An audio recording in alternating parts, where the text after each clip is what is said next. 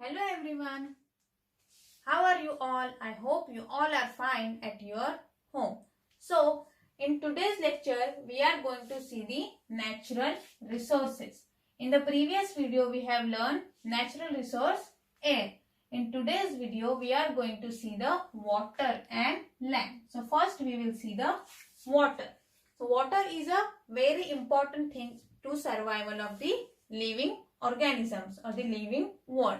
Water is necessary for the animals and the plants. We need water to survive. Okay, so we need 3 to 4 liters of water daily.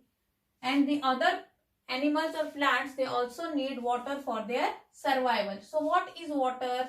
The formula of water is H2O. The formula of water is H2O. When hydrogen gas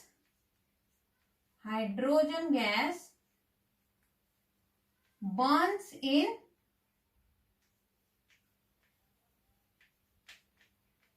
air, it combines with oxygen and water is formed. Then water is formed. When hydrogen gas burns in air, it combines with oxygen, then water is formed. And the formula of water is H2O. The formula of water is H2O. Okay.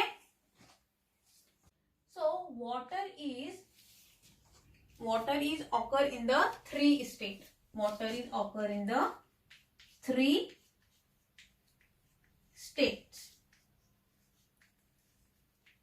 First is solid, liquid and gaseous state. Okay. Water is occur in the 3 states, that is solid form, liquid form and gaseous form. Solid form means ice.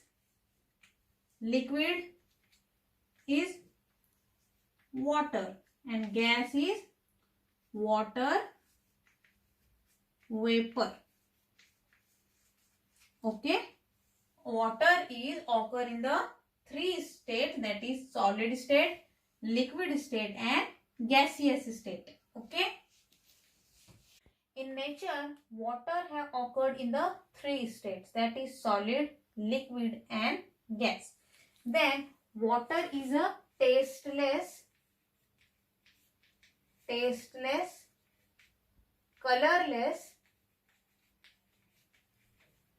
or odorless liquid. Water is tasteless, colorless or odorless liquid. Because water doesn't have any taste, it doesn't have any color. Water is a transparent and water does not have any smell. So water is tasteless, colorless and odorless liquid.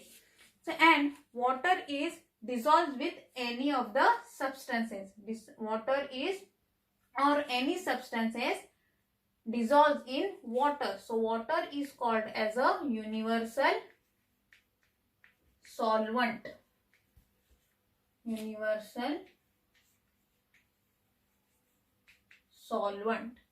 Okay. Now, the blood of animals and the sap of plants contain very high proportion of water. So, the blood of the animals and the sap of the plant. In the blood of the animal and sap of the plant, they contain very high proportion of water.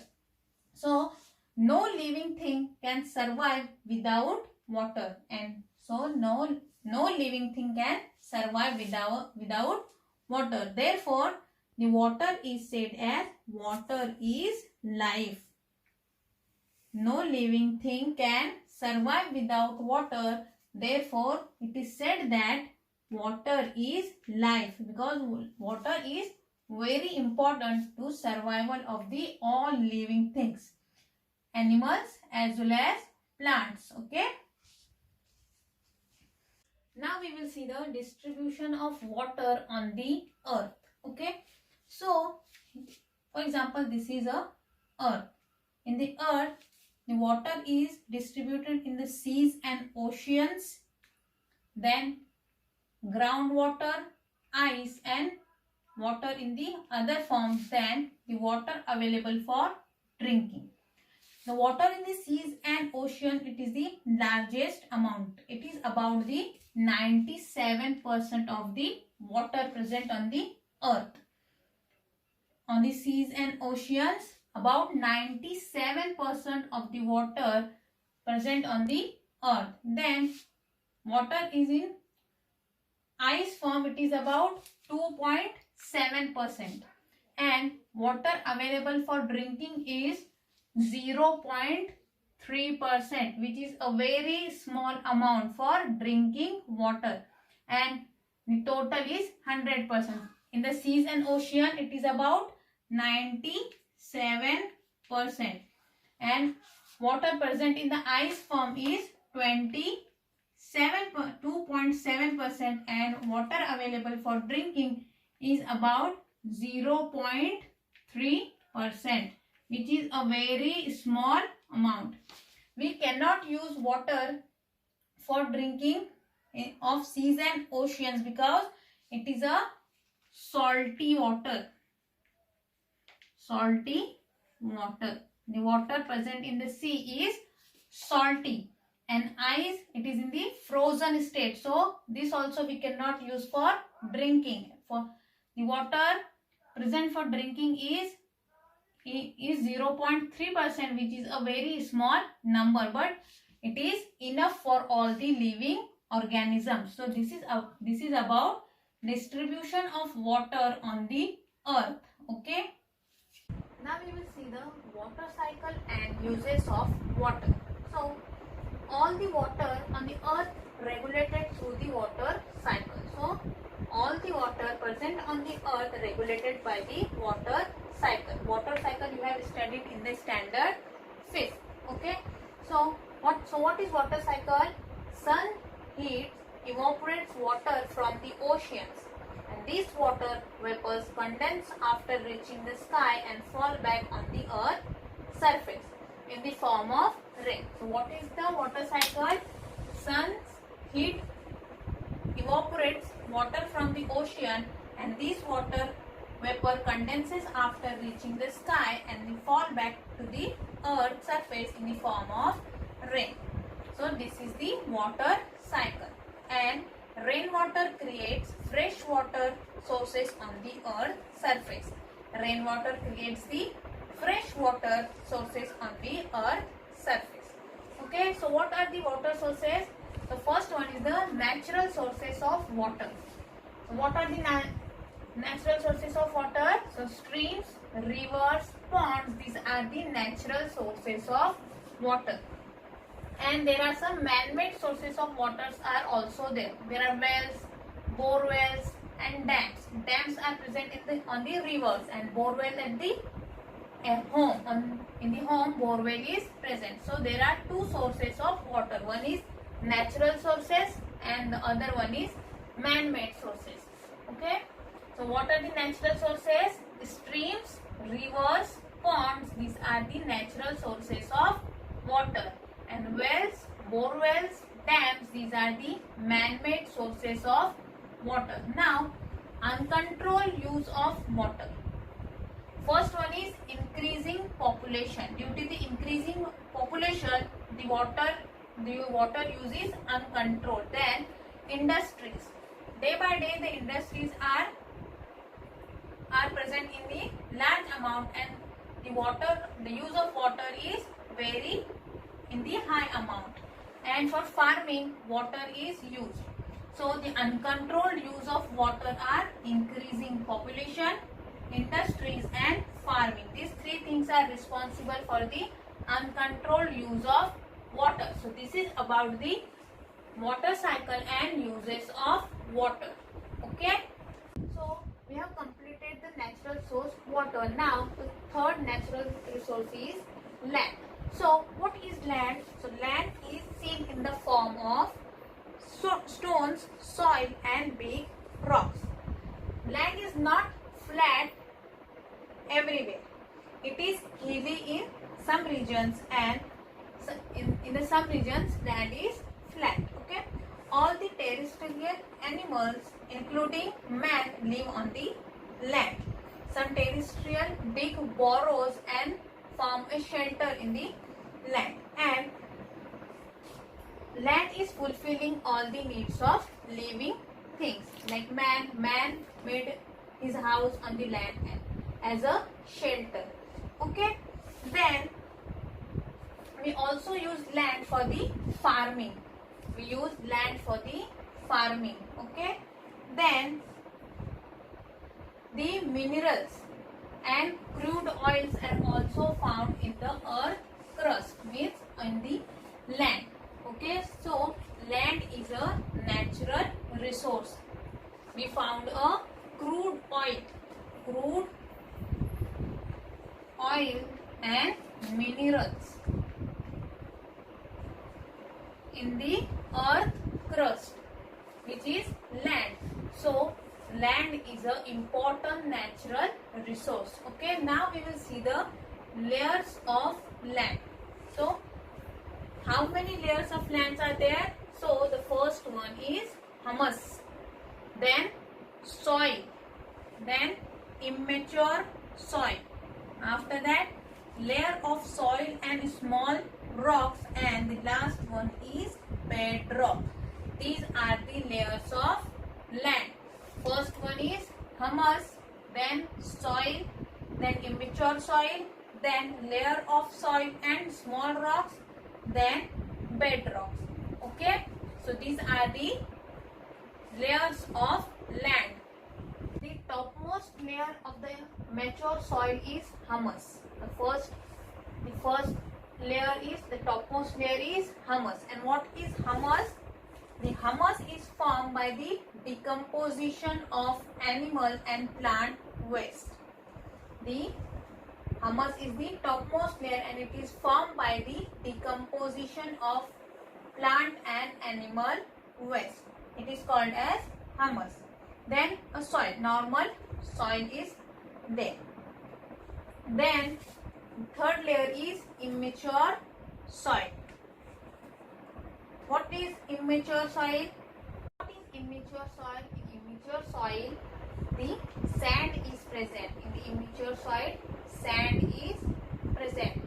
This layer is full of sand. Then in this layer, insects and worms are present. In this layer, small stones also there, or some soil is also there, but stones with insects and worms. This layer is the layer of soil and the small rocks. Then the bedrock. In the bedrock, the large stones are present, and so this is called as the bedrock. In this layer, the stones are increasing and the amount of soil is decreasing. In the bedrock layer, the minerals are present. The main layer of the soil is the bedrock. In this layer, the minerals are present.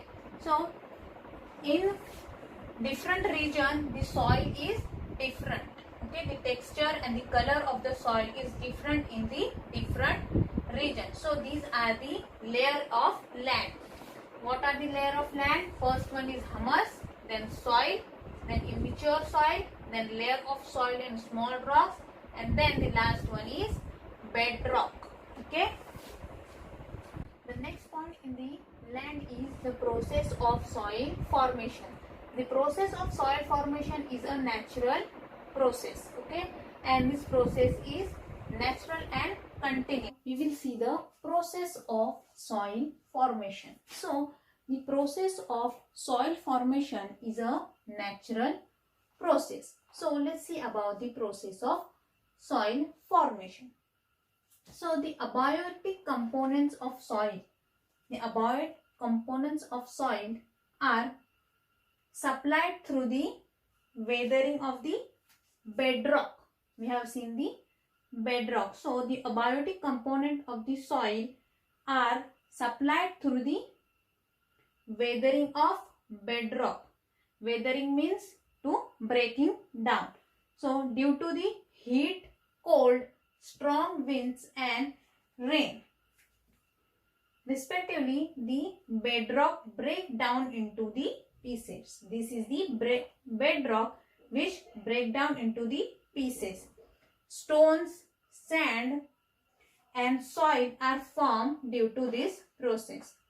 What? Stones, soil and sand form from these pieces, and microbes, worms and insects are found among them. Okay, microbes, insects and worms are found among them. Then the rodents. Rodents means mice and rats. They are also found there. Rodents means mice and rats. They are also found there. Then the roots of the plants are growing on the land also help for weathering of rocks.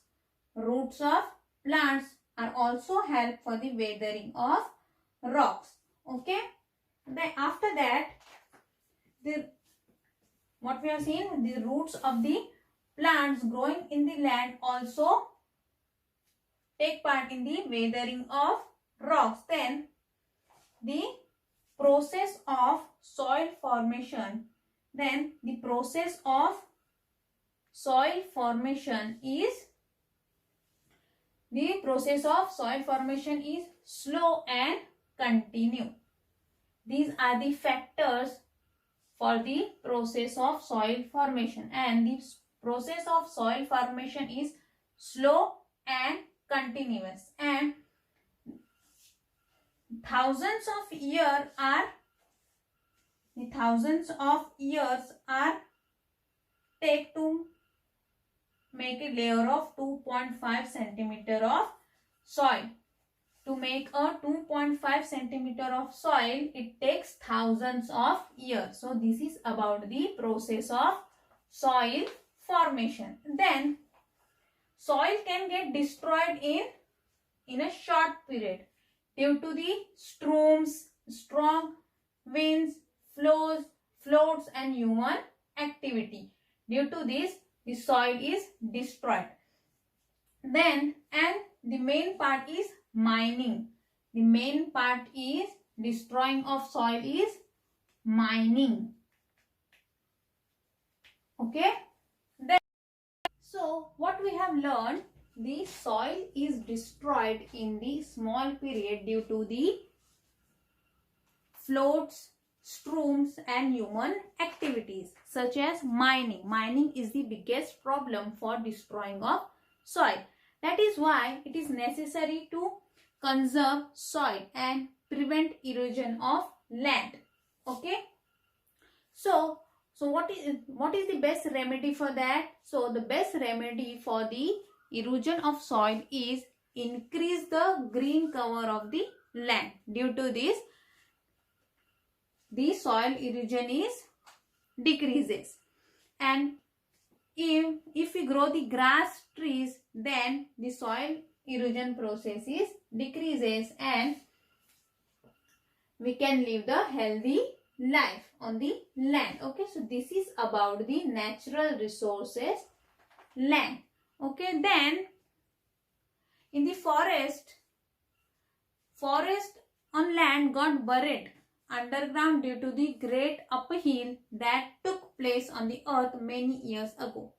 After that, the process of formation of fossil fuels from the remains of living things took place underground. We get fuels like petrol, diesel, kerosene, paraffins and other useful materials like wax. Okay, so these are the fossil fuels called as a crude oil. These are called as a crude oil. Okay. Now, living things use land, water and air available on earth, and so the portion of the sources are actually put to use are very small as compared to the whole earth. As we can see, the seawater is about 97% and the water for drinking is about only 0.3%. So we use land is about 29%. As we have seen, the lithosphere is about the 29%, which is the land. Land is about 29%. Then the water for drinking or fresh water is about 0.3%. Then oxygen is about 29%. Land is 29%. The water for drinking is about 0.3%, and the oxygen is about 21%. Okay, so the proportion of the natural resources that we use are very small. Okay, so we have to take care on necessary precautions to prevent that natural resources. Okay, now we have learned the chapter natural resources, air, water and land.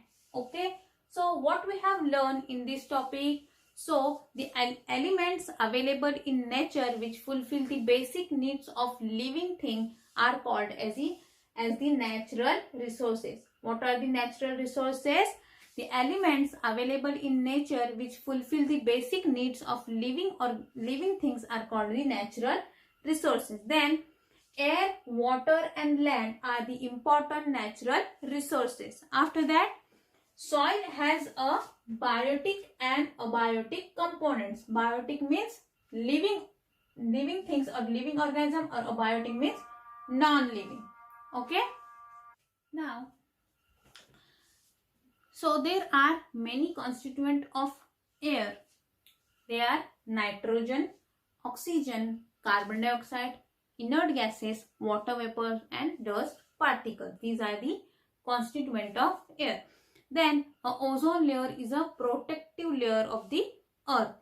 Ozone layer is the protective layer of the earth or protective shell of the earth. Then natural resources should be used carefully and sparingly. Okay, so this we have to learn in this. These are the things that we are learn in this topic. So we have completed our first topic of science, that is natural resources, air, water and land. Okay, I hope you all have understood the lesson. Okay, thank you.